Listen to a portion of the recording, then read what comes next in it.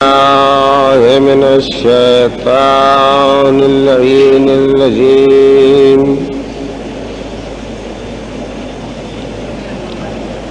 بسم الله الرحمن الرحيم. الحمد لله رب العالمين والعاقبة للمتقين والجنة للموحدين والنار للملحدين. والصلاة والسلام على سيد الأنبياء والمرسلين سيدنا ونبينا بالقاسم محمد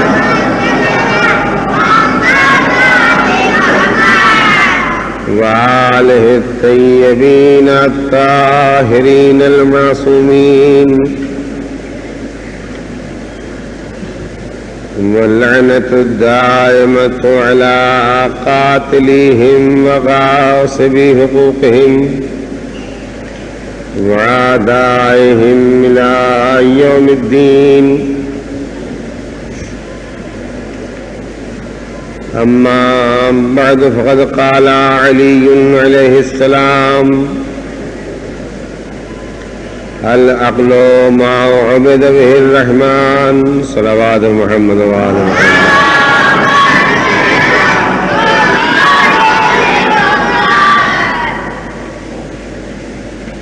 مولا کائنات امیر المومنین علی بن ابی طالب علیہ السلام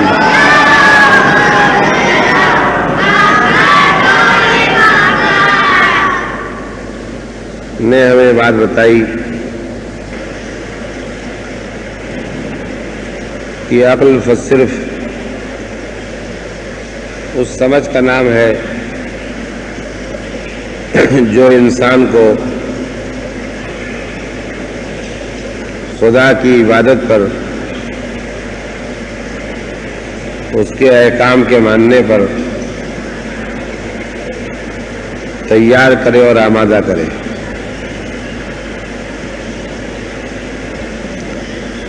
میں اس سلسلے کی بہت سی باتیں آپ کے سامنے کہہ چکا ہوں.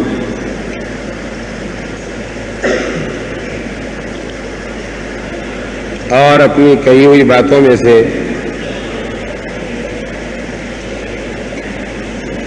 آج ایک بات آپ کو پھر یاد دلانا چاہتا ہوں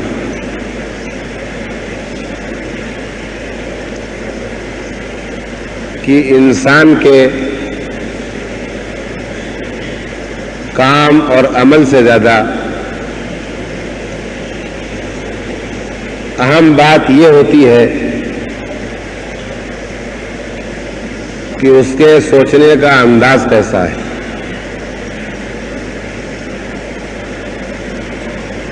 اس لیے کہ آدمی جیسا سوچتا ہے ویسا کام کرتا ہے.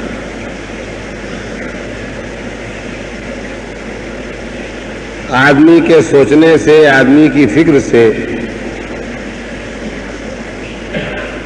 چونکہ اس کا کام اور عمل پیدا ہوتا ہے، لہذا عمل اور کام سے زیادہ اہم ہے کہ سوچنے کا انداز کیا ہے.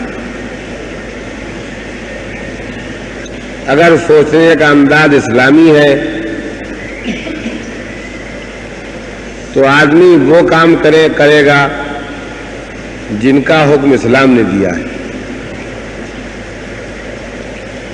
اگر سوچنے کا انداز غیر اسلامی ہے تو وہ اسلام کے ماننے کا دعویٰ کرنے کے باوجود اسلام کے احکام پر عمل نہیں کرے گا. اسی لیے ہم آپ یہ بات جانتے ہیں کہ مذہب میں بھی عمل سے زیادہ عقیدے پر زور دیا گیا ہے. اس لیے کہ عقیدہ عمل کو پیدا کرتا ہے. صحیح عقیدہ صحیح عمل کو پیدا کرتا ہے، اور اگر عقیدہ غلط ہو جائے تو یقیناً عمل بھی غلط ہو جائے گا. آپ یہ نہ سوچیں کہ سوچنے کو اور یقین کو اور عقیدے کو صرف دین میں اہمیت دی جاتی ہے. نہیں، آج کی دنیا میں ہر آدمی یہ بات جانتا ہے کہ جو بھی کسی مشن کو چلاتا ہے اس کی پہلی کوشش یہی ہوتی ہے کہ وہ لوگوں کے دماغ کو اس طرح سے تربیت دے، ان کو اس طرح سے دھوئے اور واش کرے کہ صرف اسی کے خیالات اس کے دماغ میں باقی رہ جائیں.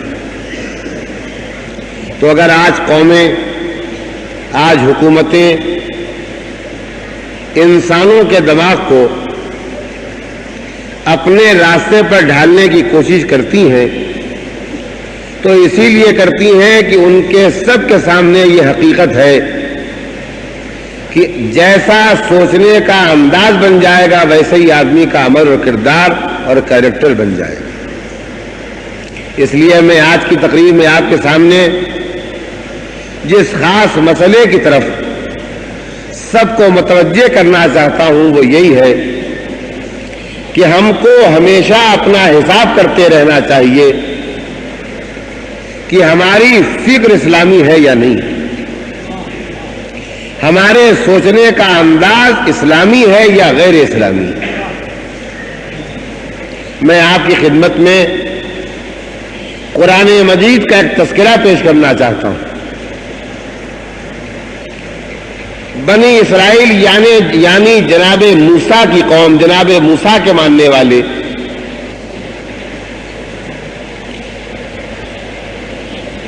انہوں نے دین قبول کیا، اللہ کا دین قبول کیا، اسلام قبول کیا. آپ کبھی یہ نہ سوچیں کہ اسلام فقط وہی دین ہے جو پیغمبر سے شروع ہوا ہے. نہیں، پیغمبر نے جس دین کو پیش کیا ہے یہ جناب آدم سے شروع ہوا ہے، اور 1,24,000 نبیوں نے ایک ہی دین پیش کیا ہے. اگر اس کا آج نام اسلام ہے تو کل جناب آدم نے جو دین پیش کیا تھا وہ بھی اسلام ہی تھا. تو وہ لوگ جو جناب موسیٰ کے ہاتھ پر دین قبول کر رہے تھے وہ مسلمان ہوئے تھے، جو جناب ابراہیم کے ہاتھ پر دین قبول کر رہے تھے وہ مسلمان ہوئے تھے، جو جناب عیسیٰ کے ہاتھ پر دین قبول کر رہے تھے وہ مسلمان ہوئے تھے. بعد میں جو یہودی پیدا ہوئے، جو عیسائی پیدا ہوئے، وہ اس دین سے ہٹ گئے جو موسیٰ کا دین تھا، عیسیٰ کا دین تھا، خدا کا دین تھا. تو یہ تو ایک ضمنی بات تھی. میں آپ کے سامنے یہ کہنا چاہتا تھا کہ بنی اسرائیل یعنی جناب موسیٰ کے ماننے والے، اللہ کے ماننے والے، جناب موسیٰ کے ذریعے اسلام تک پہنچنے والے، خدا کو ماننے والے، ایک خدا کو ماننے والے، وہ پیغمبر جناب موسیٰ کے ساتھ، اپنے پیغمبر کے ساتھ ایک راستے سے جا رہے.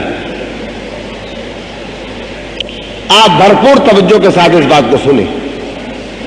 قرآن مجید نے اس بات کا تذکرہ کیا ہے کہ بنی اسرائیل جناب موسیٰ کے ساتھ جا رہے. ایک جگہ ان کو بت نظر آئے. یہ بت کس کے تھے؟ یہ بت ان لوگوں کے تھے جو خدا کو نہیں مانتے تھے بلکہ بتوں کو اپنا خدا مانتے تھے.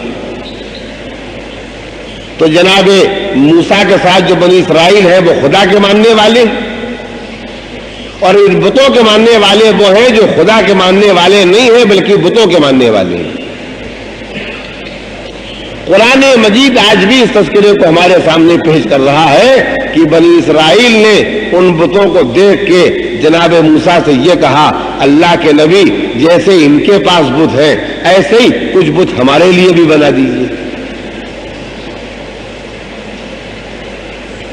آپ کو حیرت ہو رہی ہوگی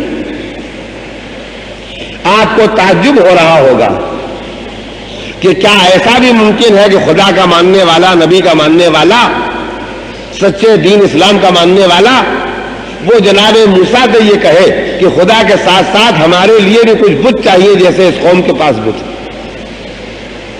لیکن ہماری حیرت، ہمارے تعجب کی کوئی جگہ نہیں ہے، اس لیے کہ آج بھی قرآن کے دامن میں یہ تذکرہ محفوظ ہے، یہ ذکر محفوظ ہے، یہ بات قرآن میں لکھی ہوئی ہے کہ بنی اسرائیل نے مسلمان ہونے کے باوجود، اللہ کا دین ماننے کے باوجود اللہ ہی کے نبی جناب موسیٰ سے کہا کہ جیسے ان کے پاس بت ہے ایسے ہم کو بھی کچھ بت چاہیے، نہیں بنا دیجیے. یعنی خود بت بنا لے وہ ایک الگ بات ہے، نہیں نبی ہی سے کہہ رہے ہیں، جناب موسیٰ ہی سے کہہ رہے ہیں کہ ایسے ہی بت جیسے اس قوم کے پاس ہے جو بت پرست ہے، جو خدا پرست نہیں ہے، جو موحد نہیں ہے، جو اللہ کے ماننے والی نہیں ہے، اس قوم کے جیسے بت ہم کو بھی چاہیے، آپ بنا دیں. یہ بات کیوں پیدا ہوئی؟ یہ بات اس لیے پیدا ہوئی کہ بنی اسرائیل جناب موسیٰ کو نبی ضرور مان رہے تھے، اللہ کو اللہ ضرور مان رہے تھے، مگر ان کے سوچنے کا انداز بالکل اسلامی نہیں ہوا تھا.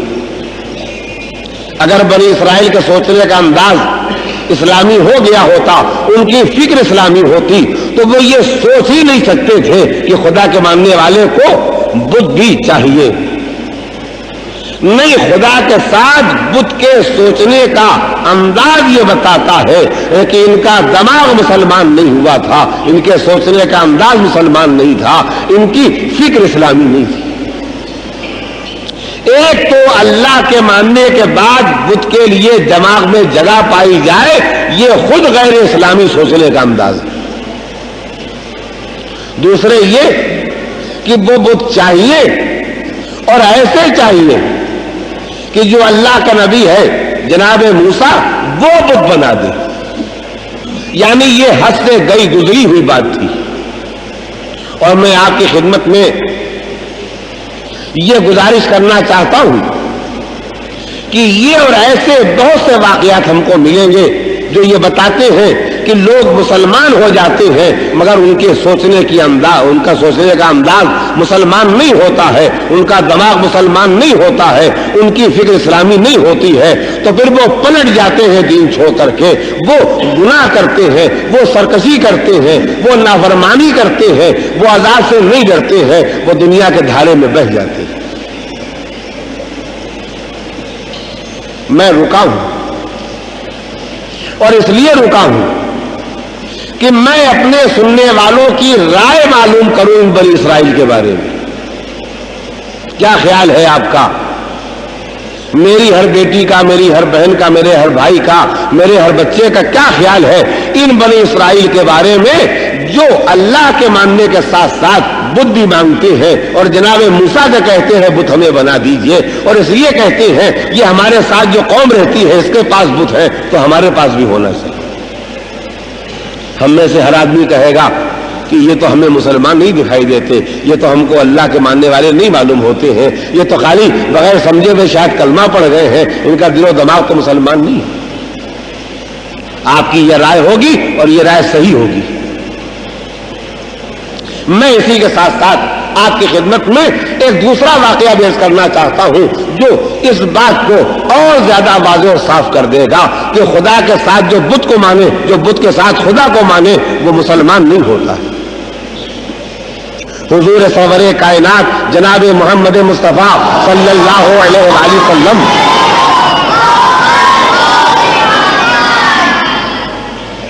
کے پاس مکے کے بت پرست آئے. وہ جو خدا کو نہیں مانتے، وہ جو نبی کو نبی نہیں مانتے، وہ جو اپنے باپ دادا کے دین پر ہے، یہ جانتے ہوئے کہ دین غلط ہے مگر باپ دادا کے دین پر ہیں، اور یہ جانتے ہوئے کہ نبی کا دین سچا ہے، نبی کے دین کو نہیں مانتے. توجہ چاہتا ہوں، نبی کا دین نہیں مانتے، اپنے باپ دادا کے دین پر ضد کے ساتھ اڑے ہوئے. ان کے اور نبی کے درمیان اختلافات پیدا ہوتے ہیں، اس لیے کہ نبی کہتے ہیں یہ بت خدا نہیں ہے، خدا وہ ہے جس نے ہم سب کو پیدا کیا ہے، یہ بت تو ہمارے پیدا کیے ہوئے، ان کو تم نے بنایا ہے، تو جس کو تم نے بنایا ہے تم اس کے خالق ہو، جس نے تم کو بنایا ہے وہ تمہارا خالق ہے، جو تمہارا خالق ہے وہ خدا ہے، جس کے تم خالق ہو وہ تمہارا خدا نہیں ہے۔ کچھ دنوں اختلافات کے بعد ایک ڈیلیگیشن، ایک وفد پیغمبر کی خدمت میں کافروں کا آتا ہے، بت پرستوں کا آتا ہے، اسلام کے مخالفوں کا آتا ہے، اور وہ یہ کہتے ہیں کہ مسلمانوں کے نبی ہم نے ایک ایسا فارمولہ طے کیا ہے کہ آپ اگر اس پر راضی ہو جائیں تو ہمارے آپ کے درمیان جھگڑا ختم ہو جائے۔ تو یہ تو ہر آدمی کہے گا کہ جھگڑا ختم ہو جانا چاہیے، لیکن سوال یہ ہے کہ جھگڑا یوں ختم ہو سکتا ہے کہ دو لڑ رہے ہو نہ لڑے، جن کے درمیان عداوت اور دشمنی پیدا ہو گئی ہو وہ ایک دوسرے سے ملنے لگے، ملاقات کرنے لگے، لیکن یہ جھگڑا تو نہیں طے ہو سکتا ہے کہ میں سفید کو کالا کہہ رہا ہوں آپ بھی سفید کو کالا کہنے لگے۔ جھگڑا یہ تو نہیں طے ہو سکتا ہے کہ آپ حق کہتے ہیں میں باطل کہتا ہوں، میں یہ کہوں کہ جھگڑا یوں طے ہو جائے گا کہ آپ بھی باطل کو حق کہنے لگے۔ کسی جھوٹے کے ساتھ جھگڑا یوں تو نہیں طے ہو سکتا ہے کہ ہم بھی اس کے ساتھ جھوٹ بولنے لگے۔ نہیں، جھوٹ جھوٹ رہے گا، سچ سچ رہے گا، یہ جھگڑا تو نہیں ختم ہو سکتا۔ اگر یہ جھگڑا ہے، جھگڑا یہی ہے کہ تعلقات خراب نہیں ہونا چاہیے، ملنے جلنے میں ایسے حالات نہیں پیدا ہو کہ فتنہ پیدا ہو، فساد پیدا ہو، ٹینشن پیدا ہو، یہ باتیں نہیں ہونا چاہیے، اور یہ باتیں نہ اسلام ان کو پسند کرتا ہے نہ اسلام ان کی اجازت دیتا ہے۔ تو بات کہیں سے کہیں چلی جائے گی۔ ان بت پرستوں نے، ان کافروں نے، ان خدا کے نہ ماننے والوں نے آ کر کے جناب حضور سرور کائنات سے یہ کہا کہ ہم نے فارمولہ یہ ایجاد کیا ہے کہ ہم اپنے بتوں کو بھی سجدہ کریں گے اور بتوں کو سجدہ کر کے آپ کے خدا کو بھی سجدہ کر دیں گے۔ آپ اتنی سی بات پر راضی ہو جائیے کہ آپ خدا کو سجدے کیجئے، جتنے چاہتے ہیں سجدے کیجئے، مگر ایک سجدہ ہمارے بتوں کو بھی کر دیا کیجئے، بس آپ ہمارے دین کو مان لیجئے، ہم آپ کے دین کو مان لیں، جھگڑا ختم ہو جائے۔ دیکھیں یہ وہی بات تھی جو بنی اسرائیل نے کہی تھی کہ جناب موسیٰ سے کہا تھا کہ ہمارے لیے بھی بت بنوا دیجئے، بنا دیجئے۔ توجہ فرما دیں۔ تو خداوند عالم نے پیغمبر پر ایک سورہ نازل کیا، جس سورے نے جواب فراہم کیا۔ وہ سورہ کیا ہے؟ بسم اللہ الرحمن الرحیم، قل یا ایھا الکافرون۔ بسم اللہ الرحمن الرحیم کے بعد ارشاد ہوتا ہے کہ میرے پیغمبر آپ ان کافروں سے جو ڈیلیگیشن لے کے آئے ہیں، جنہوں نے یہ کہا ہے کہ ہم اپنے بتوں کو مانیں گے اور آپ کے خدا کو بھی سجدہ کریں گے، آپ اپنے خدا کو بھی سجدہ کیجئے، ہمارے بتوں کو بھی سجدہ کر دیجئے، ان سے آپ یہ کہہ دیں، کیا کہہ دیں کہ تم جن بتوں کو مانتے ہو ان کو میں نے کبھی نہیں مانا ہے، اور نہ میں آئندہ کبھی تمہارے بتوں کو مان سکتا ہوں، نہ مانتا تھا تمہارے بتوں کو اور نہ مانوں گا تمہارے بتوں کو، اور تم بھی اب تک میرے خدا کو نہیں مانتے۔ نہیں، جو سننے کی بات ہے وہ کیا ہے؟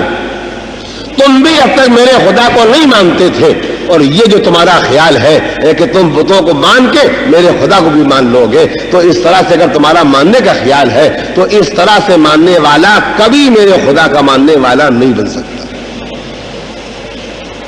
ہاں بھائی، اتنا ہو سکتا ہے اور اتنا ہو رہا ہے کہ تم اپنے دین پر رہ سکتے ہو، میں اپنے دین پر رہ سکتا ہوں، میں نے تمہارے خلاف کوئی ٹینشن نہیں پیدا کیا ہے، تم نے میرے خلاف ٹینشن پیدا کیا ہے، تم ٹینشن ختم کر دو، جھگڑا نہیں باقی رہے گا، لیکن جو اصول ہیں ان میں کوئی تبدیلی نہیں ہو سکتی۔ تو اب آپ پہچانیے کہ جیسی بات بنی اسرائیل نے کہی تھی کہ اللہ کے ہوتے ہوئے اے جناب موسیٰ اس قوم کے پاس بت ہیں، ہمارے لیے بھی کچھ بنا دیے، ویسے ہی بات یہ مکے کے بت پرست حضور سرور کائنات جناب محمد مصطفیٰ صلی اللہ علیہ وآلہ وسلم سے کہہ رہے ہیں۔ کیا کہہ رہے ہیں؟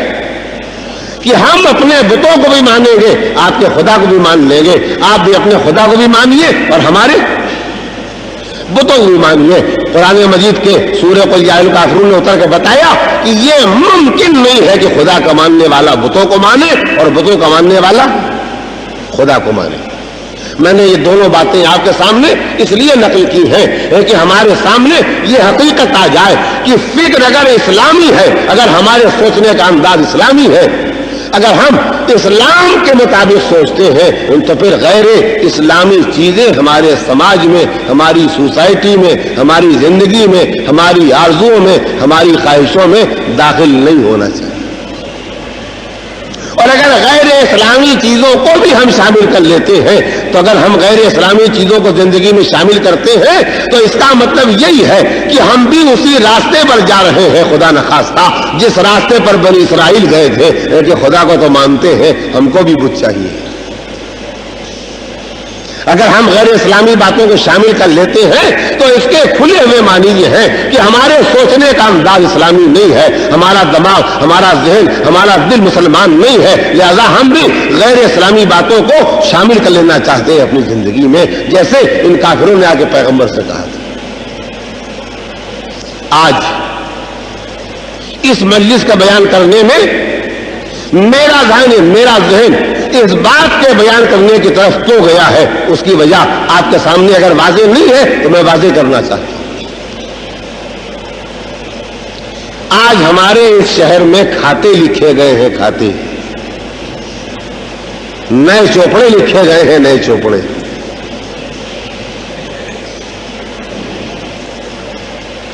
दिवाली जिसका त्योहार है उसका त्योहार है। हमको दूसरे के बारे में कुछ सोचने का, कुछ कहने का कोई हक नहीं है। जो जैसा सोचता है, जैसा करता है, वो उसकी जिम्मेदारी है। हमारी जिम्मेदारी है कि हमारे सोचने का अंदाज इस्लामी है या नहीं है। और अगर हमारे सोचने का अंदाज इस्लामी है तो फिर हमारे सोचने के अंदाज के इस्लामी होने के बाद हमारी जिंदगी में कोई गैर इस्लामी चीज दाखिल नहीं हो सकती। तो अगर ये कारोबार की मजबूरी है, अगर ये कारोबार की मजबूरी है कि नए चोपड़े दिवाली से शुरू हो, उसमें कोई हर्ज नहीं, उसमें कोई हर्ज नहीं। इसलिए कि पूरी हिंदुस्तान की हर बस्ती में, हर शहर में माली साल सरकारी तौर पर, फाइनेंशियल ईयर सरकारी तौर पर 31 मार्च को खत्म होता है। 1 अप्रैल से खाता नया शुरू होता है। तो अगर हम अपने खाते को, अपने हिसाब को बैंक के हिसाब से मिला कर रखना चाहते हैं बाद आसानियों के लिए, और हम साल 1 अप्रैल से शुरू करते हैं, 31 मार्च पर खत्म करते हैं, ये कोई गैर इस्लामी बात नहीं। अगर हमारा कारोबार उन व्यापारियों से है जो अपना खाता दिवाली से शुरू करते हैं, तो हमको अपनी आसानी के लिए अगर दिवाली से खाता शुरू करना पड़ता है तो ये कोई गैर इस्लामी बात नहीं है। इसलिए खाता किस दिन शुरू किया जाए, नया चोपड़ा किस दिन खोला जाए, ये कोई इस्लामी बात नहीं है। मुसलमान के लिए हर दिन अल्लाह का दिन है। हम जिस दिन भी काम शुरू करें और अल्लाह का नाम लेकर शुरू करें, नबी के वसीले से दुआ मांग के शुरू करें, अहले बैत का दामन हाथ में लेके उनके वसीले से दुआ मांग के शुरू करें, हर दिन हमारे लिए वही दिन है जिस दिन हम काम शुरू करें और खुदा बरकत देने वाला।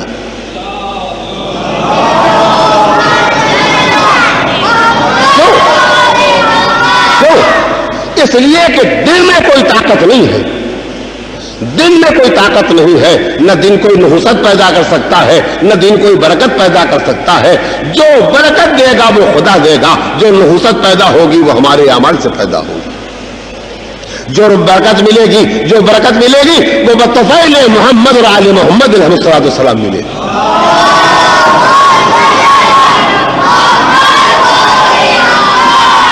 और दीनों दुनिया में जो नहुसत पैदा होगी वो हमारी गैर इस्लामी सोचने के अंदाज से पैदा होगी, और या हमारे गैर इस्लामी आमाल व अफ़ाल और हरकतों से पैदा होगी।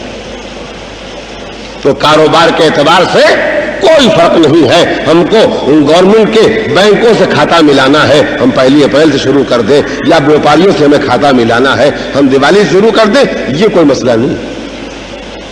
लेकिन अगर भाई यही से गैर इस्लामी बात शुरू होती, لیکن اگر ہمارا خیال یہ ہے کہ آج کے دن چوپڑا نیا نہیں لکھا گیا تو برکت نہیں ہوگی، تو یہ آج کے دن کی جو بات پیدا ہوئی ہے یہ فکر غیر اسلامی ہے، یہ سوچنے کا انداز غیر اسلامی ہے۔ میں تو آپ کی خدمت میں ابھی آگے بڑھ کے جو کچھ کہنے والا ہوں وہ کہنے والا ہوں، لیکن جتنے میرے پاس اطلاعات ہے وہ یہ کہ آج کا دن بھی کافی نہیں،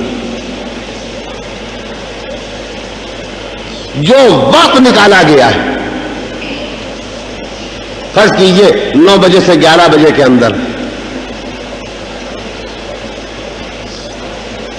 جو مہورت کو مانتا ہے وہ مانتا ہے۔ میں نے آپ کے سامنے گزارش کی کہ ہم کو دوسروں کے بارے میں سوچنے اور بولنے کی کوئی ضرورت نہیں، ہم کو جو کچھ سوچنا ہے اپنے بارے میں سوچنا ہے، جو کچھ کرنا ہے اپنے بارے میں کرنا ہے، جو کچھ اچھا برا سمجھنا ہے اپنے بارے میں سمجھنا ہے۔ تو اگر یہ خیال پیدا ہوا آج 9 اور 11 کے درمیان میں جو ٹائم ہے یہ ہے برکت کا ٹائم، تو اس کے معنی یہ ہے کہ ہم اسلام کے انداز پر نہیں سوچ رہے ہیں، ہمارے سوچنے کا انداز غیر اسلامی ہے، یعنی اللہ بھی چاہیے اور بنی اسرائیل کی طرح معاملہ جب دوسروں کا ہوتا ہے نا تو ہم بہت خوش ہوتے ہیں، فلاں آدمی لنگڑا ہے، بہت اچھی بات ہے، لنگڑا اور ایکسیڈنٹ میں ہم آ گئے، اب جو کسی نے ہم کو لنگڑا کہا تو برا لگ رہا ہے، بھائی برا لگنے کی بات ہے تو کل کیوں کہا تھا دوسرے کو؟ نہ اس طرح سے بولنے کا انداز رائج ہو، نہ کسی کے لگڑے ہونے پر اس کی بے عزتی کی جائے۔ تو میں تو صرف یہ کہنا چاہتا ہوں کہ اگر بنی اسرائیل کا یہ سوچنا کہ یہ جناب موسیٰ ہمارے لیے خدا کے ساتھ ساتھ بلی بنوا دیجئے، تو اس سے جو غیر اسلامی فکر کا انداز ملتا ہے، غیر اسلامی سوچنے کے انداز کی بو آتی ہے، وہی انداز ہمارے یہاں بھی آ جاتا ہے، اسی غیر اسلامی سوچنے کے انداز کی بو ہمارے یہاں بھی ملتی ہے کہ مہورت بھی کوئی چیز ہے۔ تو میں آپ کی خدمت میں یہ گزارش کرنا چاہتا ہوں کہ جب تک ہمارے سماج میں ایسی کسی چیز کی گنجائش ہے، اس کا مطلب یہ ہے کہ ہمارے سوچنے کا انداز اسلامی نہیں ہے، اور مولا کائنات ہم سے کیا کہہ گئے ہیں کہ عقل وہ نہیں ہے جو غیر خدا تک پہنچا دے، عقل وہ ہے جس کے ذریعے سے خدا پہچانا جائے، خدا مانا جائے، اس کے سامنے جھکا جائے۔ ایک صلوات بھیج دیں محمد اور آل محمد۔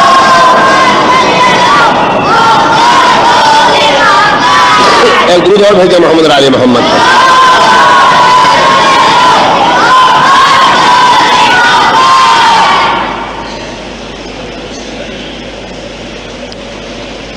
ہماری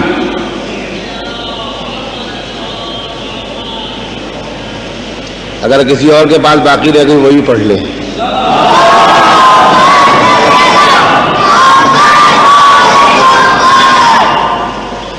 ہماری سوسائٹی میں جہاں بہت سی غیر اسلامی باتیں غیر اسلامی سوچنے کے انداز سے اور غیر اسلامی فکر کی وجہ سے پیدا ہو گئی ہیں، اس میں سے ایک یہ بھی ہے کہ ہم ہر کام کو پیسے کے ذریعے کر لینا چاہتے ہیں، یعنی ہمارے سوچنے میں یہ گنجائش پیدا ہو گئی ہے کہ ایک آدمی جو ساری زندگی حلال و حرام کا خیال رکھ کر کے متقی اور پرہیزگار بنے گا، ایک آدمی جو ساری زندگی نجس اور پاک کی پابندی کر کے متقی اور پرہیزگار بنے گا، ایک آدمی جو ساری زندگی نماز کی پابندی کر کے متقی اور پرہیزگار بنے گا، ایک آدمی جو ساری زندگی سردی گرمی برسات تکلیف میں روزے رکھ کے متقی اور پرہیزگار بنے گا۔ ہم ویسا ہی تقویٰ، ویسی ہی پرہیزگاری، ویسے ہی خدا کی خوشنودی، ویسے نبی اور امام کی خوشنودی بغیر نماز پڑھے، بغیر روزہ رکھے، بغیر کوئی کام کیے دولت کے ذریعے حاصل کر لیں۔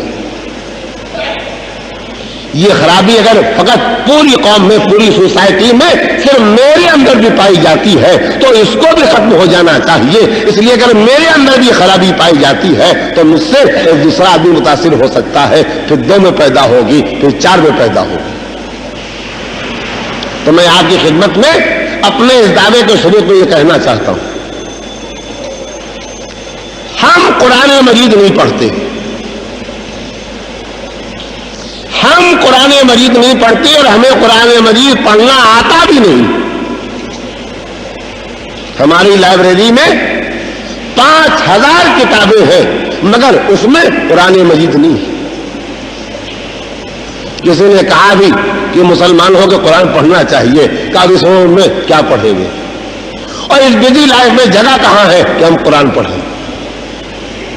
کسی نے کہا وہ قرآن مجید پڑھنے سے برکت پیدا ہوتی ہے، کہا وہ ہم کو بھی معلوم ہے، وہ ہم نے اس کا انتظام کر لیا ہے. انتظام کیا کیا ہے وہ سنیے. انتظام یہ کیا ہے کہ ایک ملا کو 15 روپے پر ہم نے رکھا ہے کہ ہم جب سوتے رہے تو وہ ہماری کھولی میں آ کر کے قرآن پڑھ کے چلا جائے. گھر والے نماز قضا کر کے سو رہے ہیں، اب وہ 15 روپے والا، 25 روپے والا، 50 روپے والا ملا نیچے آ کے ایک پارا پڑھ کے جا رہا ہے. کیوں؟ ہم نے نماز میں پڑھ کے جتنی نحوست پیدا کی ہے ہمارے اس 50 روپے کے ذریعے جب ایک پارا قرآن مجید کو پڑھا جائے گا تو برکت کیسے نہیں آئے. میں یہی کہنا چاہتا ہوں کہ اس طرح ہمارے سوچنے کا انداز غیر اسلامی ہے. ممکن نہیں ہے کہ 50 روپے کے اوپر کرائے پر ہم کسی آدمی سے قرآن مجید پڑھوائیں تو برکت پیدا ہو جائے جب ہمارے گھر کے ہر آدمی نے نماز قضا کی.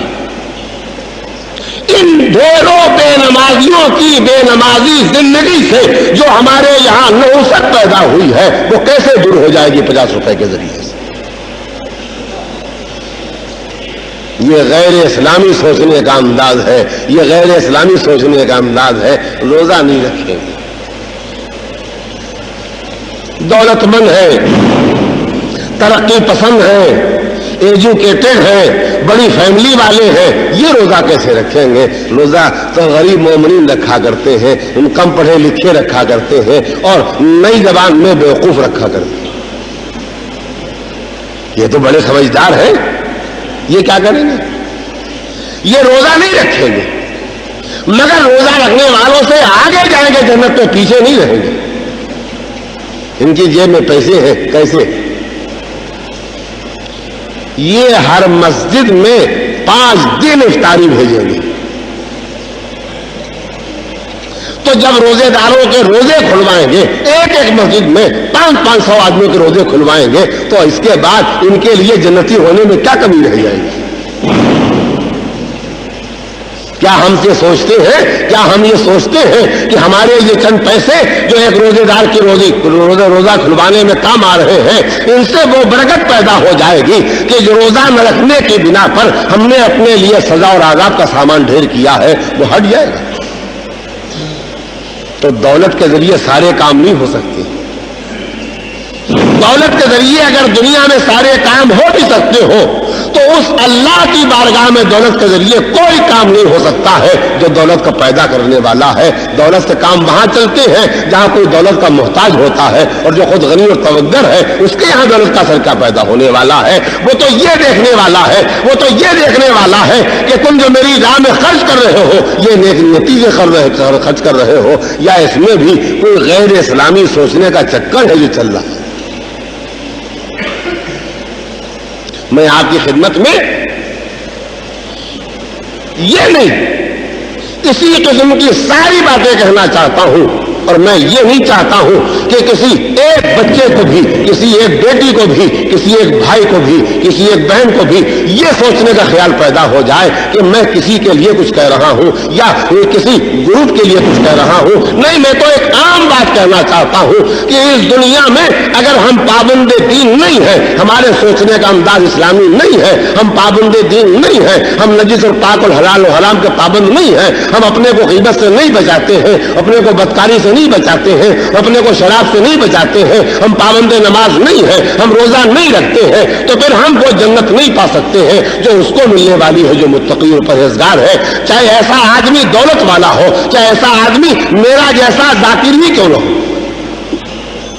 کسی سماج کے کسی حصے پر، سوسائٹی کسی گروپ پر بوجھ نہ رہ جائے کہ میں نے ان کے لیے بات کہی ہے، میں اپنے لیے بات کہتا ہوں. تو کیوں اس لیے بات کہتا ہوں، اصول ہے، اس میں کوئی ترمیم نہیں ہوتی ہے. چاہے دولت والا آ جائے، چاہے علم والا آ جائے، چاہے زبان والا آ جائے، چاہے گنگا. فرض کیجیے میں نے سوچا 37 سال ہو گئے ہیں مجھے مجلسیں پڑھتے ہوئے،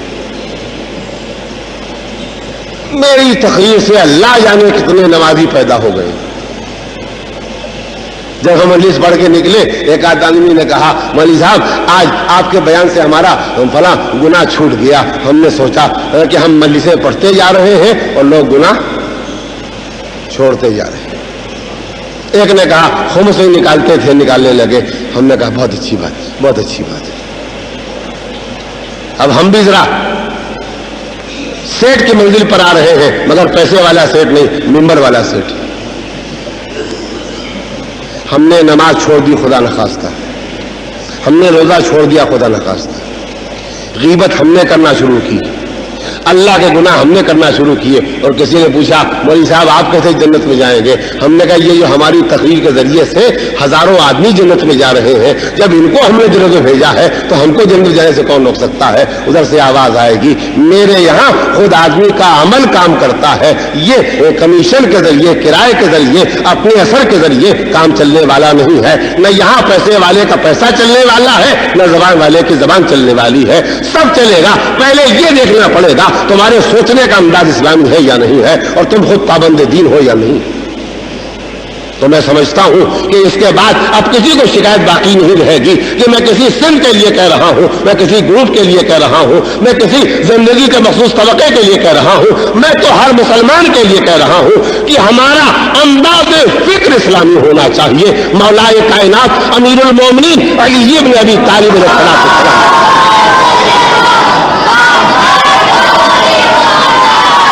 ہم سے یہی کہا ہے کہ عقل اس چیز کا نام ہے جو انسان کو خدا تک پہنچائے۔ میں ترجمے میں ذرا آگے بڑھنا چاہتا ہوں۔ جب مولا یہ کہتے ہیں عقل اس چیز کا نام ہے جو انسان کو خدا تک پہنچائے، تو عقل مند کون ہے؟ عقل مند وہ ہے جو خدا تک پہنچے۔ پھر بے وقوف کون ہے؟ جو خدا تک نہ پہنچے۔ جو خدا تک نہ پہنچے، چاہے اس کے ذریعے لوگ خدا تک پہنچ جائیں، وہ بے وقوف ہے۔ میں نے یہی کی کسی مجلس میں آپ کے سامنے مولائے کائنات امیر المومنین علی بن ابی طالب علیہ السلام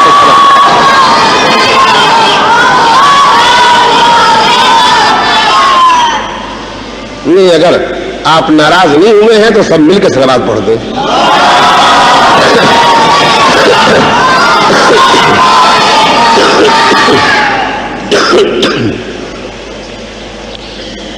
میں نے مولا کا شاید یہی آپ کے سامنے داخل کیا تھا کہ مولا نے یہ کہا کہ ایک آدمی ہے جو اس دنیا میں جائز اور ناجائز طریقے سے مال جمع کرے گا، نہ حقداروں کو دے گا، نہ غریبوں کو دے گا، نہ یتیموں کو دے گا، نہ زکات نکالے گا، نہ خمس نکالے گا، نہ فطرہ نکالے گا، مر جائے گا۔ تو جمع کیا ناجائز، واجب ادا نہیں کیا، اس کا یہ مال اسے دوزخ میں لے جائے گا، اور اس کے مرنے کے بعد اس کا مال ملا اس کے وارث کو، جس سے اس نے نیکیاں کی، زکات نکالی، خمس نکالا، سب نکال دیا، وہ جنت میں جائے گا۔ تو آپ کو یاد ہوگا کہ میں نے مولا کا فقرہ نقل کیا تھا کہ جب یہ آدمی اسی مال کی وجہ سے اپنے کو دوزخ میں جاتے دیکھے گا اور اپنے وارث کو اسی مال کی وجہ سے جنت میں جاتے دیکھے گا، تو اس کو انتہائی افسوس ہوگا۔ تو جب کبھی میں مولا کی حدیث پڑھتا ہوں، آپ کے لیے نہیں، سب سے پہلے میں اپنے لیے سوچتا ہوں کہ اگر میری تقریر سے لوگ نیک بن گئے، واجب ادا کرنے لگے، گناہ سے بچ گئے، ایمان تک پہنچ گئے، اور میں نے فقط لوگوں کی تعریف کو اپنے لیے صلہ سمجھ لیا، اسی کو کافی سمجھ لیا کہ لوگ مجھے ایک اچھا بڑا ذاکر سمجھ لیں، تو اس کے کھلے ہوئے معنی یہ ہوں گے کہ میدان محشر میں معاذ اللہ میں اس وقت کے لیے زندہ نہیں رہنا چاہتا ہوں، اور پالنے والے اس منزل سے پہلے اس دنیا سے اٹھا لینا، لیکن میں تو بطور مثال کے کہنا چاہتا ہوں اگر خدا نخواستہ ایسا ہو کہ ہماری تقریر سے لوگ جنت میں جائیں اور ہم اپنی بے عملی کی بنا پر دوزخ میں جائیں، تو ہم بھی اسی حضرت زدہ انسان کی جگہ پر کھڑے ہوں گے یا نہیں کھڑے؟ ایسا ہوگا۔ کتنے ایسے ہیں कितने ऐसे हैं जो सोचते हैं हमने बड़ी अच्छी बात कह दी है, लोग मुतासिर हो गए हैं, लोग मुतासिर हो गए हैं, कहने वाला खुद मुतासिर हुआ है या नहीं हुआ है। अगर लोग मुतासिर हो गए हैं और कहने वाला मुतासिर नहीं हुआ है तो उसकी जबान से बात इस्लामी निकली है, मगर उसने सोचने का अंदाज इस्लामी नहीं। तो मैं आज आपके सामने इस तकरीर में फकत एक ही बात कहने के लिए हाजिर हुआ हूं। अगर हम मुसलमान हैं तो हमारे सोचने का अंदाज मुसलमान होना चाहिए, और सोचने का अंदाज मुसलमान होना चाहिए तो उसका वाहिद रास्ता यह है कि हमारी पूरी जिंदगी में कोई गैर इस्लामी चीज शामिल ही न होने पाए। पालने वाले तुझे क्या जरूरत थी कि बनी इसराइल ने जनाब मूसा से कहा था कि हमको भी बुत चाहिए, इसलिए कि हमारी पड़ोसी कौम के पास बुत है, इसकी क्या जरूरत थी कि तू हमारे कुरान में नकल करे। कहा तो हमने तुम्हारे कुरान में इसलिए नकल किया है कि तुम भी अपना हिसाब लगाते रहना कि कभी पड़ोसी की वजह से तुम भी किसी गैर इस्लामी चीज की मांग तो नहीं करने लगते। हम बयान करते हैं, मसलन कोई बयान करता है, मसलन कोई किताब पढ़ता है, उसमें लिखा है इसका व्यापार हराम है, इसका व्यापार हलाल। आ जाते जो हलाल है वो हलाल रहेगा, जो हराम है वो हराम रहेगा। मिसाल के तौर पर नकद और उधार के एतबार से 3 तरह के व्यापार हो सकते हैं। एक ये कि माल भी नकद है और कीमत भी नकद है। आपके पास पैसे हैं, मेरे पास माल है, मैंने बेचा, आपने माल लिया, मैंने कीमत ली, ये जायज है। दूसरी सूरत यह है कि माल या कीमत में से एक चीज पाई जाती है, एक चीज उधार है। मैं आपसे उधार एक चीज खरीद रहा हूं, माल मौजूद है, पैसे मेरे पास नहीं, मैं पेमेंट एडवांस किए दे रहा हूं, अभी माल मौजूद नहीं है, माल मिलने वाला है, ये मामला जायज है। लेकिन वो मामला जिसमें माल भी नहीं है और कीमत भी नहीं है, ये हराम है।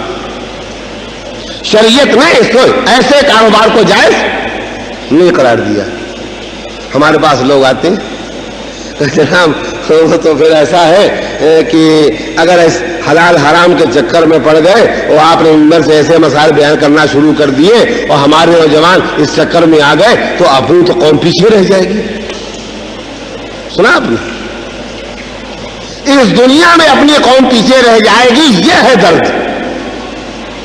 और ये फिक्र नहीं है कि मैदान महशर में कौन पीछे रह जाए।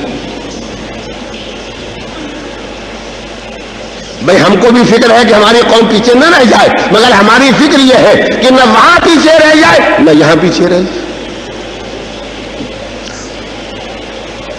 आपके सामने मैं जिस दिन से आया हूं रोजाना महसूस करता हूं कि जब आका मूसवी चंद मिनट के लिए मिंबर पर भी आते हैं तो वो अगर कुछ नहीं तो एक लफ्ज जरूर कहते हैं कि हिजाब चाहिए, पर्दा चाहिए।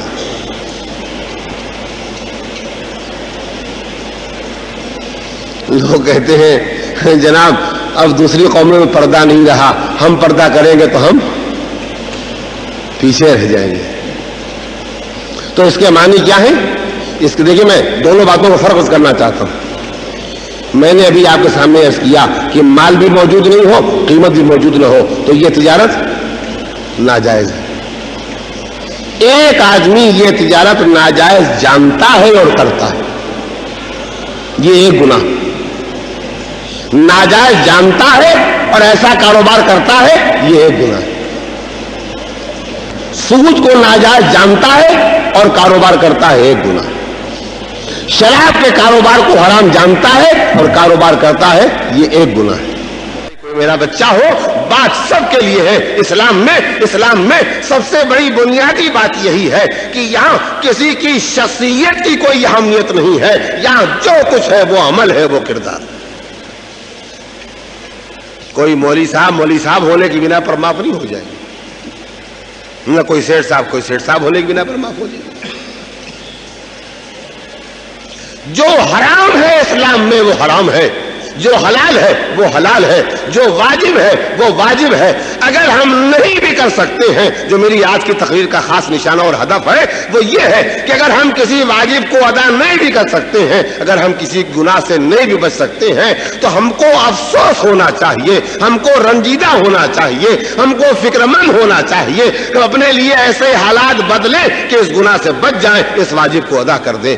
لیکن اگر ہم اس طرح سے سوچنے لگے نہیں اب تو حالات بدل گئے ہیں، اس بدلے ہوئے زمانے میں، اس 20ویں صدی میں، اسلام کے 1400 سال کے بعد اب نئے حالات کی بنا پر کچھ ذرا احکام میں ترمیم ہونا چاہیے، کچھ جو حرام تھے وہ حلال ہو جانا چاہیے، کچھ جو واجب تھے وہ کم ہو جانا چاہیے، تو اس کے معنی کیا ہے کہ ہم خالی گناہگار نہیں ہیں، ہمارے سوچنے کا انداز اسلامی نہیں ہے۔ میں آپ کی خدمت میں اپنے آج کے بیان کو مکمل کرتے ہوئے جو آخری بات کہنا چاہتا ہوں اور جو میں سمجھتا ہوں کہ ایک مولائے کائنات امیر المومنین علی ابن ابی طالب علیہ السلام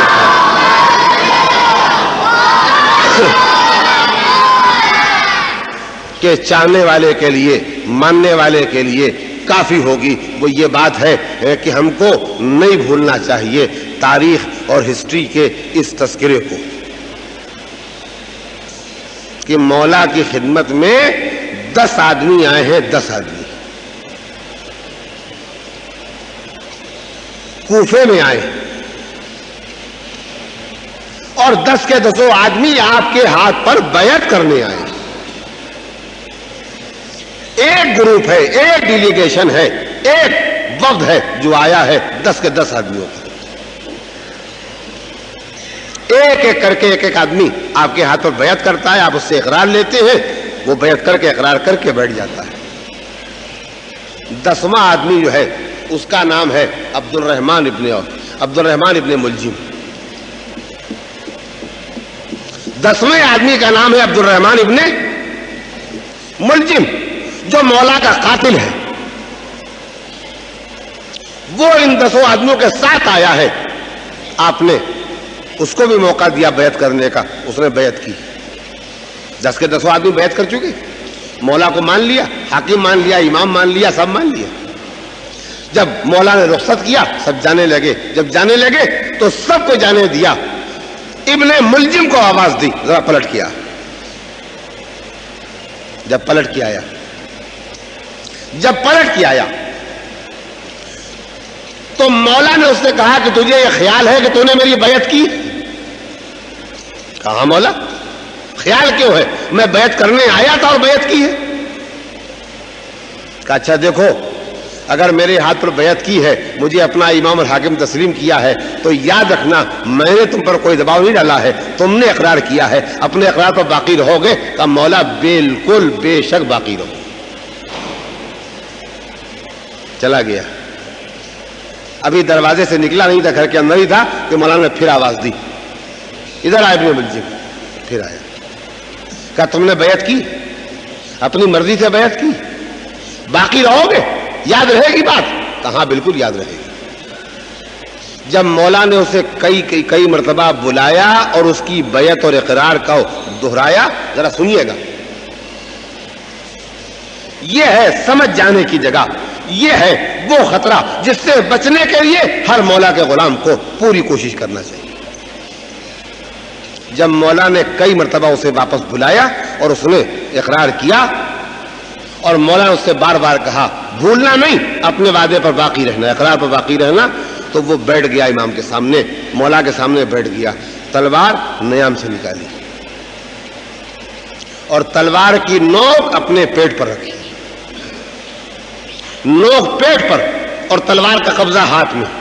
کہ مولا آپ کو مجھ پر بھروسہ نہیں ہے، آپ کو مجھ پر اعتماد نہیں ہے، آپ سمجھتے ہیں میں اس وعدے کو پورا کرنے والا نہیں ہوں، تبھی 10 آدمیوں میں 9 آدمیوں سے آپ نے ایک ہی مرتبہ پوچھا ہے، مجھ سے آپ تیسری مرتبہ پوچھ چکے ہیں، تو اگر آپ کو مجھ پر اعتماد نہیں ہے تو آپ ابھی حکم دیجئے کہ میں اپنے ہاتھ سے تلوار اپنے پیٹ میں اتار لوں اور آپ دیکھیے کہ میں آپ کے حکم پر عمل کرتا ہوں یا نہیں۔ یعنی اس نے اپنے قلب و دماغ کو جہاں تک پہچانا، اس نے محسوس کیا کہ میں علی کے خلاف نہیں ہوں، میں علی کے موافق ہوں، میں علی کی بیعت کر رہا ہوں، مولا مجھ سے بار بار کیوں پوچھ رہے ہیں، مجھ پر شک کیوں کر رہے ہیں؟ کہا اچھا جاؤ مگر جو میں نے تم سے بار بار اقرار لیا ہے اور بیعت کی ہے اسے یاد رکھنا۔ چنانچہ جو ایک وقت اپنے کو مولا کا ایسا اطاعت کرنے والا محسوس کر رہا تھا کہ اس نے تلوار کی نوک اپنے پیٹ پر رکھ کے کہا تھا آپ حکم دیں اور دیکھیں کہ میں تلوار اپنے پیٹ میں اتار لیتا ہوں یا نہیں اتار لیتا ہوں، وہ کچھ ہی دنوں کے بعد مولا کا دشمن بن کے آیا، تلوار لے کے آیا، زہر میں بجھی ہوئی تلوار لے کے آیا اور آ کر کے اس نے مولا کے سر پر وار کیا، اور وہ وار کیا جس سے مولا کے سر کے 2 ٹکڑے ہو گئے، زہر پورے جسم میں پھیل گیا اور مولا نے 3 دن کے بعد شہادت پائی۔ یہ کون تھا؟ یہ کون تھا؟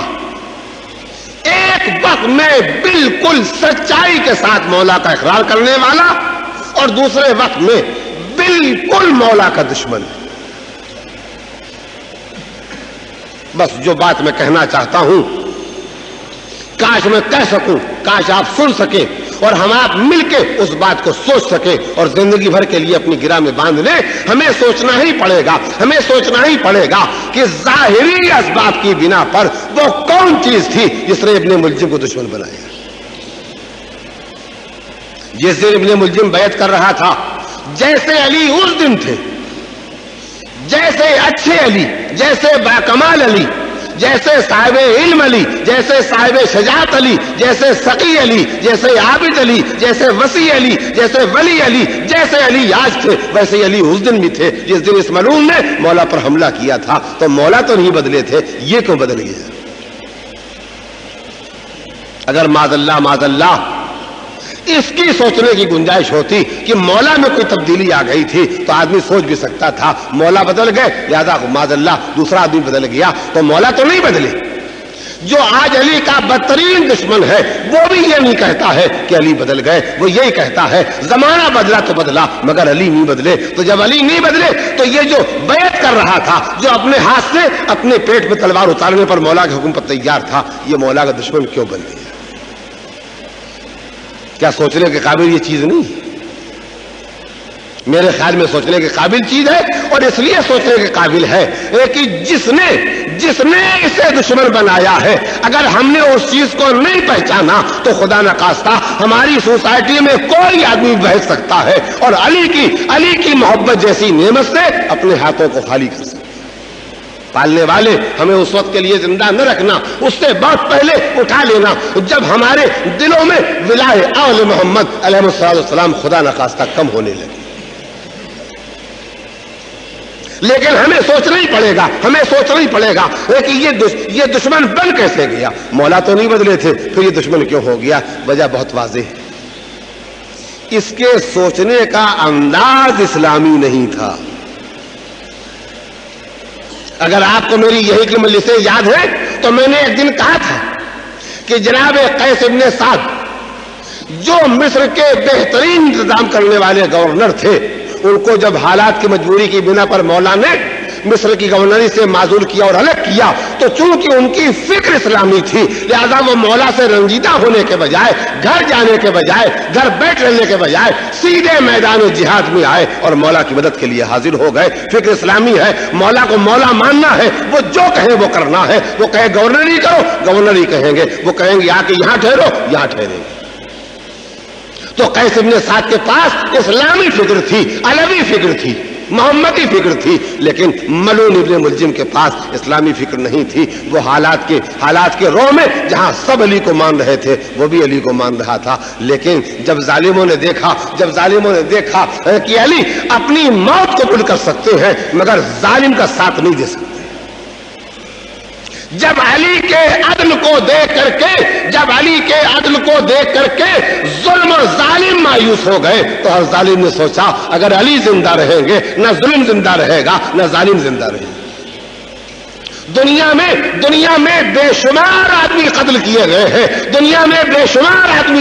گئے ہیں، مگر ان کو قتل کرایا ہے ان کے ظلم نے، اور علی اس لیے قتل کیے گئے ہیں کہ ظالم ان کے عدل کو برداشت نہیں کر سکتے تھے۔ اگر ظالم دنیا میں قوت ہوتی علی کی عدل کو برداشت کرنے کی تو علی شہید نہ کیے گئے ہوتے۔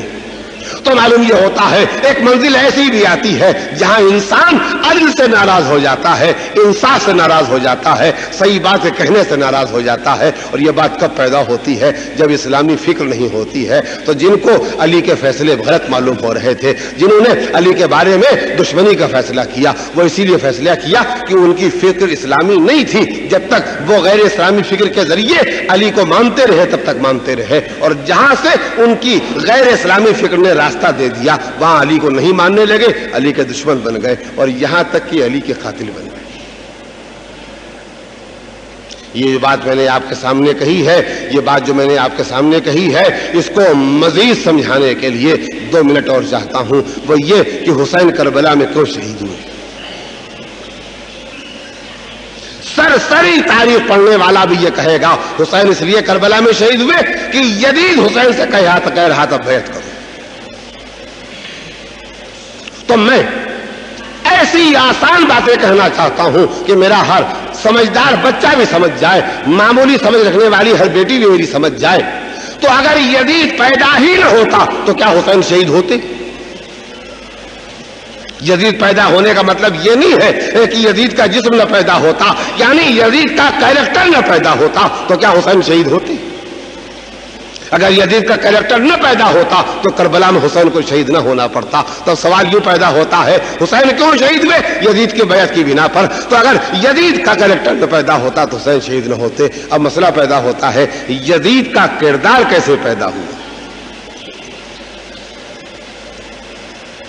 ہم نے مانا کہ پیغمبر کی وفات کے 50 سال کے بعد یزید کا کردار پیدا ہوا، لیکن اس 50 سال میں ہوا کیا جو یزید کافروں میں نہ پیدا ہو سکا وہ یزید مسلمانوں میں کیوں پیدا ہو گیا؟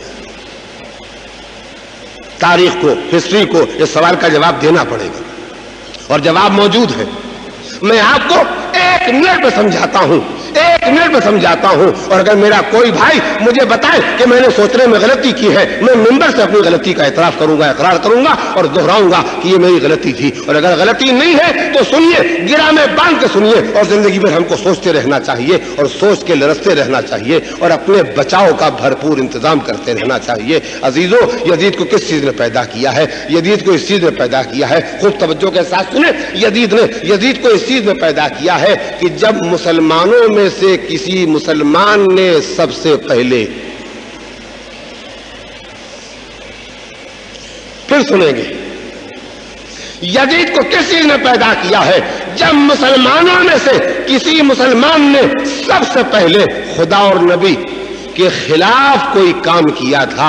اگر اس وقت کی سوسائٹی نے اس خلاف کام کرنے والے کو اپنے درمیان سے نکال دیا ہوتا، ذلیل و رسوا کر دیا ہوتا، تو مسلمان سوسائٹی میں کسی میں ہمت نہیں ہوتی کہ خدا کو مانے اور اس کا حکم نہ مانے، نبی کو مانے اور اس کا حکم نہ مانے. لیکن جس مسلمان نے سب سے پہلے نبی اور خدا کا حکم نہیں مانا اور مسلمان سوسائٹی نے اس کو بٹھایا نہیں، اسے نکالا نہیں، اسے ذلیل نہیں کیا، اس نے سہارا دیا کہ ایک آدمی کو دیکھ کے 2 آدمی اور پیدا ہو، 3 آدمی کو دیکھ کے 10 آدمی اور پیدا ہو، 10 آدمی کو دیکھ کے 1000 آدمی اور پیدا ہو. نتیجہ کیا ہوا؟ غلطی بڑھتی چلی گئی، یہاں تک بڑھتی چلی گئی کہ نبی کی زندگی میں یہ کہا گیا کہ نبی کا دماغ بیکار ہو گیا ہے، مگر بیکار کہنے والے کو سوسائٹی نے بٹھایا نہیں، بیکار کہنے والے کو سوسائٹی نے نکالا نہیں. وجہ یہ سوسائٹی ایسی بن گئی کہ گناہ کرو تب بھی مسلمان رہو گے، نبی کو جو چاہو کہہ دو تب بھی مسلمان رہو گے، خدا کے جس حکم کو چاہو نہ مانو گے مسلمان رہو گے.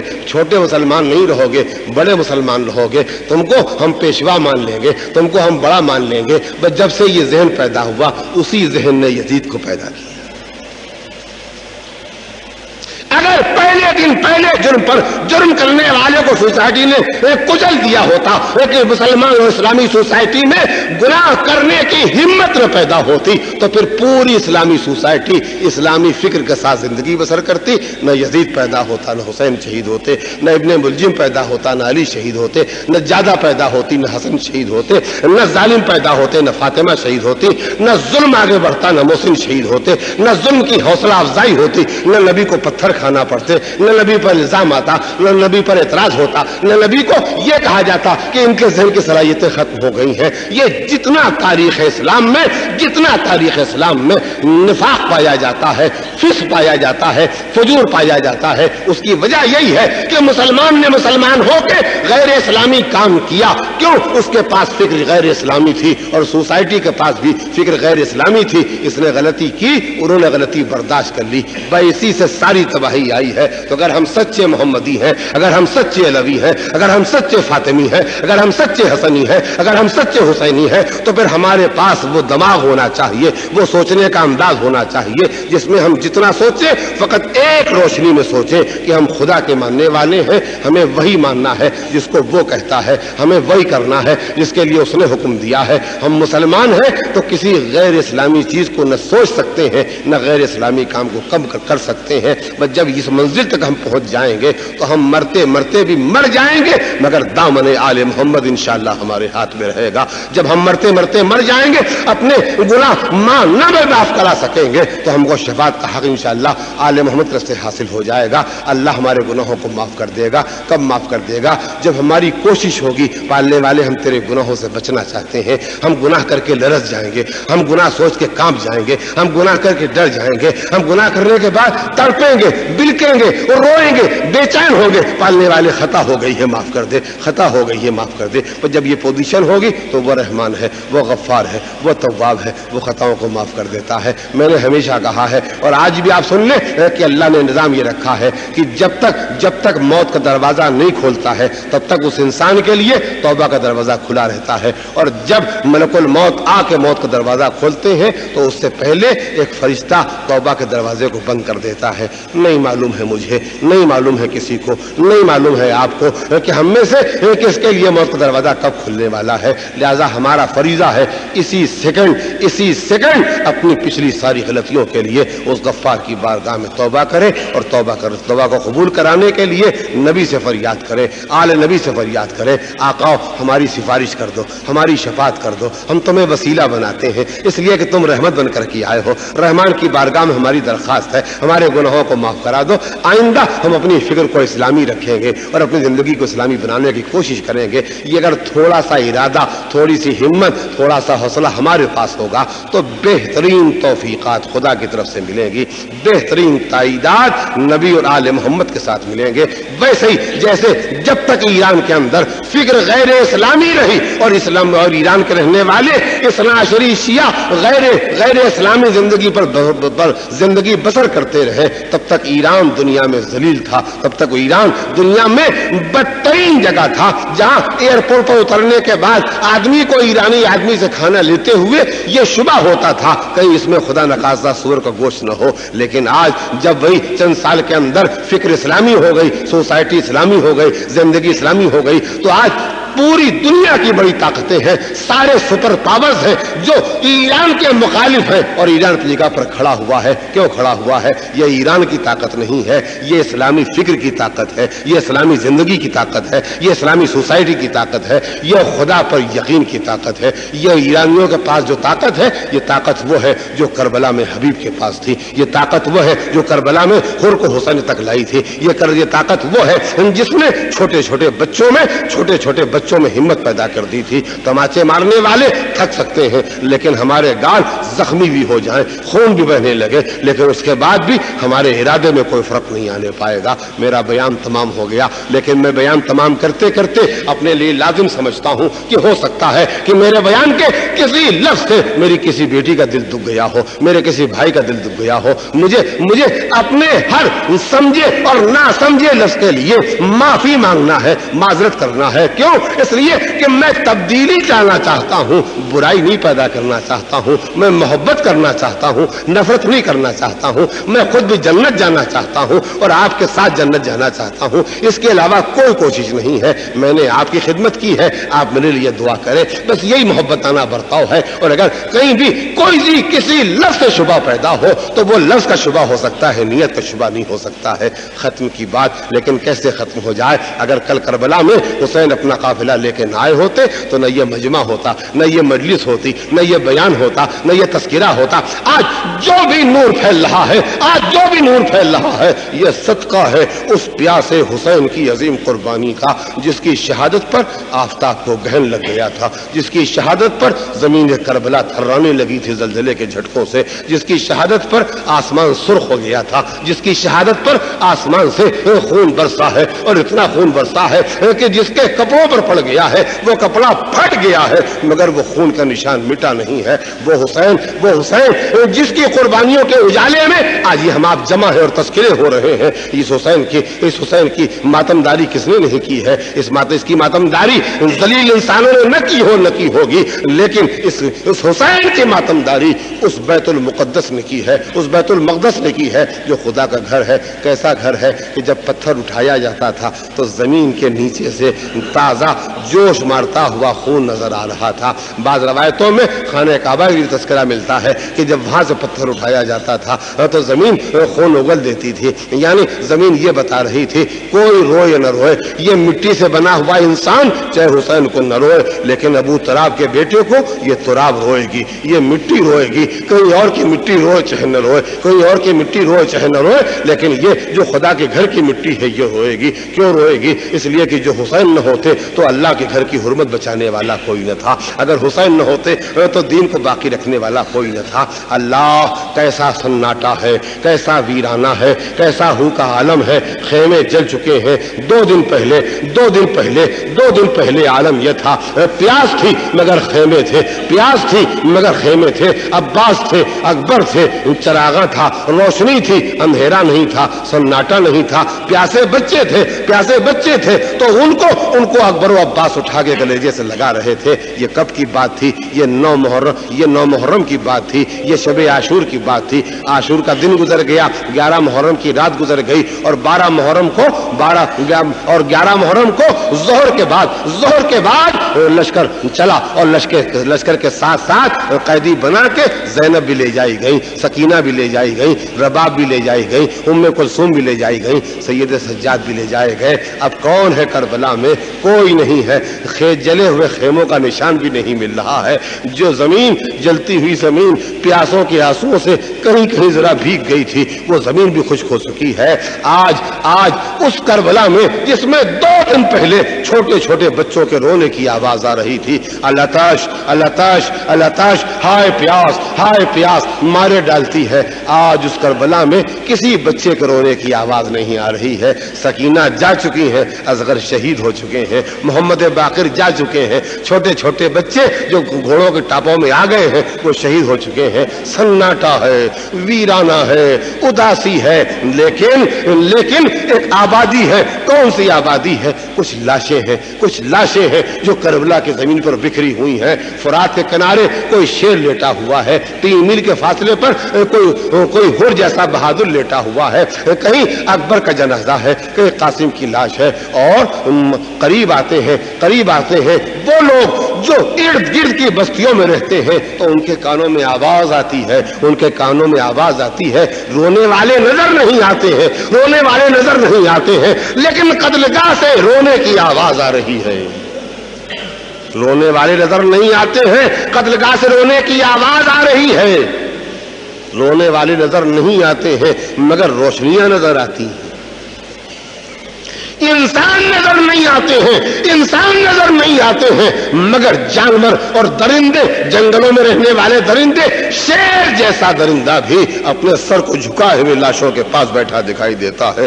دیکھنے والے، قریب کی بستیوں کے رہنے والے دیکھنے والے یہودی ہیں، وہ جاتے ہیں بنی اسد کے پاس جاتے ہیں اور جا کے کہتے ہیں یہ کون ہے جن کی لاشیں پڑی ہوئی ہیں، یہ کون ہے جن کی لاشوں پر سے رونے کی آوازیں آ رہی ہیں، یہ کون ہے جن کی لاشوں کے پاس جا کے مؤدب بیٹھ کے درندے بھی پہرا دیتے ہیں اور ان کی بارگاہ میں حاضر رہتے ہیں۔ کہا یہ ہمارے رسول کا خاندان ہے، یہ یہاں آ کے اترا تھا اور آج اس کی لاشیں بے گور و کفن پڑی ہوئی ہیں۔ جب یہ تذکرہ پھیلتا ہے، یہودیوں کی خبریں پھیلتی ہیں تو بنی اسد کی عورتیں کہتی ہیں مردوں کب تک بیٹھے رہو گے؟ ارے یہ فاطمہ کا کنبہ بے گور و کفن پڑا رہے گا، تم بیٹھے رہو گے؟ وہ کہتے ہیں ہم کو یزید کی فوج کا ڈر ہے، یہ کہتی ہیں اچھا لاؤ لاؤ ہم جاتے ہیں اپنی بیوی کی فرزند کو, اپنی بیوی کے فرزند کو ہم دفن کریں گے. عورتیں تیار ہوتی ہیں, بنی اسد تیار ہوتے ہیں, جا رہا ہے قبیلہ, جا رہا ہے قبیلہ. کس لیے جا رہا ہے؟ قبریں کھودنے کے لیے, شہیدوں کو دفنانے کے لیے. کہ ایک مرتبہ ان دفنانے کے لیے جانے والوں کے کان میں آواز آتی ہے جیسے گھوڑے کے دوڑنے کی آواز آ رہی ہے. یہ ڈر جاتے ہیں کہ ایسا تو نہیں کوئی حکومت کا آدمی آ رہا ہے. یہ چھپنا چاہتے ہیں مگر چھپے تو کہاں چھپے. کہ ایک مرتبہ کوئی نہیں آتا ہے, ایک سوار آتا ہے, ایک گھوڑے پر سوار آتا ہے اور وہ دور سے آواز دیتا ہے ڈرو نہیں, کوئی دشمن نہیں آ رہا ہے. ارے جس کے باپ کو تم دفن کرنے آئے ہو میں اس کا بیٹا سید سجاد ہوں. سید سجاد اترتے ہیں اور کہتے ہیں دیکھو میں بے اجاز آیا ہوں, ہتھکڑیاں بیڑیاں توف چھوڑ کے آیا ہوں, میری مدد کرو.